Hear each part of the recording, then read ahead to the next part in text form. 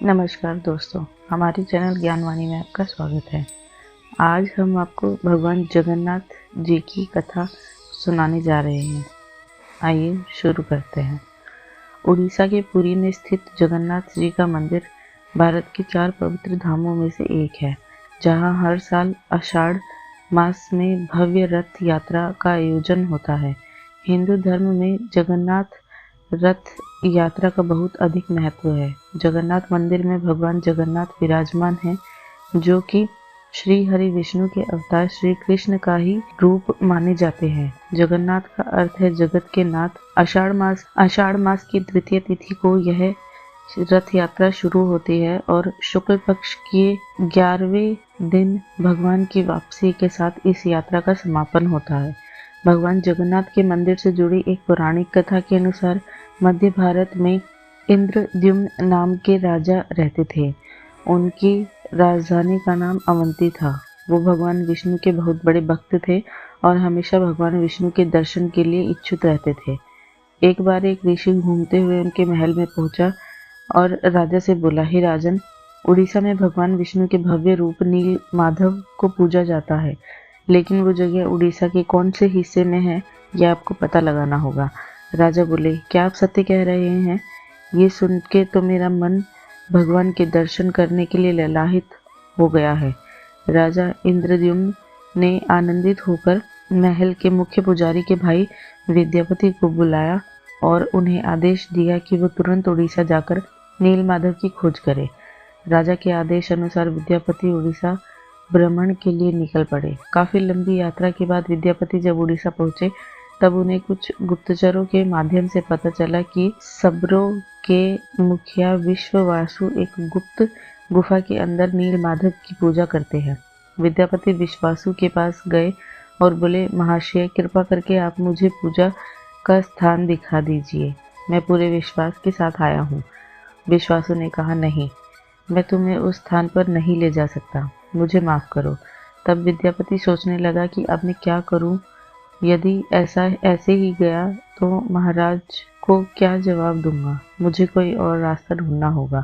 फिर विद्यापति इसी गांव में रुक गया और कुछ दिन बाद विद्यापति को विश्वासु की बेटी से प्यार हो गया और दोनों ने शादी कर ली। शादी के कुछ दिन बाद विद्यापति ने अपनी पत्नी से कहा, ललिता, क्या तुम नीली माधव की सिर्फ एक झलक दिखाने के लिए अपने पिताजी से कह सकती हो? तुम्हारे पिता तुम्हारी बात नहीं टालेंगे। तब ललिता कहती है कि ठीक है, मैं पिताजी से बात करूंगी। फिर वह अपने पिता से बात करती है तो उसके पिता कहते हैं कि मेरी एक शर्त है, विद्यापति मेरे साथ आंखों पर पट्टी बांध कर जाएगा। विद्यापति शर्त मान लेता है, पर वो बड़ी ही चालाकी से अपने साथ कुछ सरसों के दाने ले जाता है और गुप्त गुफा तक पहुंचने के रास्ते को याद रखने के लिए रास्ते में गिराता जाता है। गुप्त गुफा में पहुंचने के बाद जब विद्यापति ने नील माधव की दिव्य छवि को देखा, तब वो उन्हें देखता ही रह गया। गुफा से लौटकर विद्यापति ने राजा इंद्रद्युम्न को सब बताया। तब राजा भी अपने प्यारे भगवान के दर्शन के लिए तुरंत निकल पड़े। लेकिन जब राजा विद्यापति के साथ गुप्त गुफा में पहुंचे, तब उन्हें गुफा में कुछ दिखाई नहीं दिया। नील माधव अंतर्ध्यान हो चुके थे। राजा विद्यापति से बोले, यहाँ पर तो कुछ नहीं है, प्रभु कहाँ गए? तब विद्यापति बोले, महाराज, मैंने उनके यहीं दर्शन किए थे, पर अब वे यहाँ से अंतर्ध्यान हो गए हैं। राजा निराश होकर अपने महल लौट आए। उसी रात उनके सपने में भगवान विष्णु आए और बोले, राजा, तुम पुरी के समुद्र तट पर जाओ, वहां पर तुम्हें एक लकड़ी का लट्ठा मिलेगा जो पानी में तैर रहा होगा। उसे लेकर आओ और उससे मूर्ति का निर्माण करो। राजा ने इस स्वप्न के संदेश का पालन किया और पुरी के तट पर पहुंचे और वहां उन्हें सच में एक लकड़ी का लट्ठा पानी में तैरता दिखाई दिया। लेकिन राजा के सेवकों की लाख कोशिशों के बाद भी कोई उस लकड़ी के लट्ठे को नहीं उठा पा रहा था। अंत में कबीले के सरदार विश्ववासु की सहायता से उस लकड़ी के लट्ठे को महल में लाया गया, परंतु उस लकड़ी के लट्ठे से कोई भी कारीगर नील माधव की छवि तराश नहीं पा रहा था। जब इस काम को करना नामुमकिन हो गया, तब भगवान विष्णु फिर से राजा के स्वप्न में दर्शन देकर बोले, हे राजन, तुम देवताओं के शिल्पकार विश्वकर्मा की आराधना करो, वो इस कार्य को अवश्य पूरा करेंगे। भगवान विष्णु के कहने पर राजा ने श्री विश्वकर्मा से प्रार्थना की। तब वो सबके समक्ष एक बड़े बूढ़े बढ़ई के रूप में प्रकट हुए और बोले, राजन मैं आपका को विश्वास दिलाता हूँ, मैं कुछ ही दिनों में उस लकड़ी को तराशकर मूर्ति तैयार कर दूंगा, लेकिन मेरी कुछ शर्त है। फिर राजन ने कहा, जी प्रभु बोलिए, मुझे आपकी सारी शर्तें मंजूर है। फिर बढ़ई ने कहा, मैं भगवान विष्णु की मूर्ति को 21 दिन में तैयार कर दूंगा, पर मैं ये कार्य अकेले में बंद कमरे में करूंगा। अगर किसी ने भी कार्य पूरा होने से पहले मेरे कमरे को खोला तो मैं कार्य को अधूरा छोड़कर चला जाऊंगा। राजा ने कहा, मुझे आपकी सारी शर्तें मंजूर है, आप कृपा करके कार्य प्रारंभ कीजिए। और फिर भगवान विष्णु ने कमरे के द्वार बंद कर लिए और अपने कार्य में लग गए।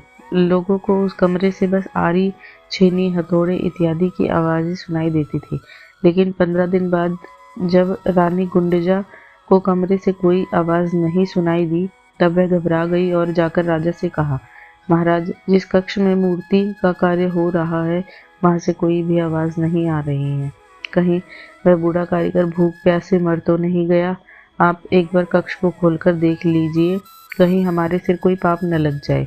तब राजा ने कहा कि उन्होंने हमसे यही शर्त कही थी कि 21 दिन से पहले उनके कक्ष के द्वार ना खोले जाएं, कहीं कोई अनहोनी ना हो जाए। रानी बोली कि ऐसा भी तो हम चिंता में हैं, कक्ष को खोले बिना कुछ पता तो नहीं चलेगा। रानी ने राजा से कक्ष का द्वार खोलने की जिद की तो कक्ष के द्वार को खोला गया और राजा के ऐसा करते ही वह बूढ़ा कारीगर बने भगवान विश्वकर्मा गायब हो गए और अपने पीछे आधी बनी मूर्तियां छोड़ गए। राजा को इस बात से बहुत दुख पहुंचता है कि उन्होंने विश्वकर्मा की बात को नहीं माना और शर्त के नियम तोड़ दिए। इस कारण भगवान जगन्नाथ के हाथ और पांव आधे बने हुए हैं। राजा ने उसी रूप में उन 3 मूर्तियों की स्थापना कर दी जो आज जगन्नाथ मंदिर के नाम से प्रसिद्ध है, जहाँ श्री कृष्ण भगवान जगन्नाथ के रूप में बड़े भाई बलराम और छोटी बहन सुभद्रा के साथ विराजमान है। प्रभु जगन्नाथ को भी बुखार होता है और उनकी भी दवाई दी जाती है। कभी कभी वो ठीक हो जाते हैं पर कभी कभी नहीं। उनका पुनर्जन्म भी होता है जिसे नव कलेवर कहा जाता है, जो हर 8 वर्ष में, 12 वर्ष में और 19 वर्ष में होता है।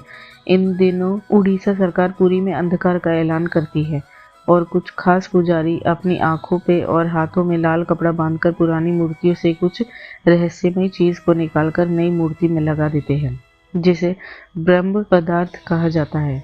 ब्रह्म जो जीवन का प्रमाण देता है।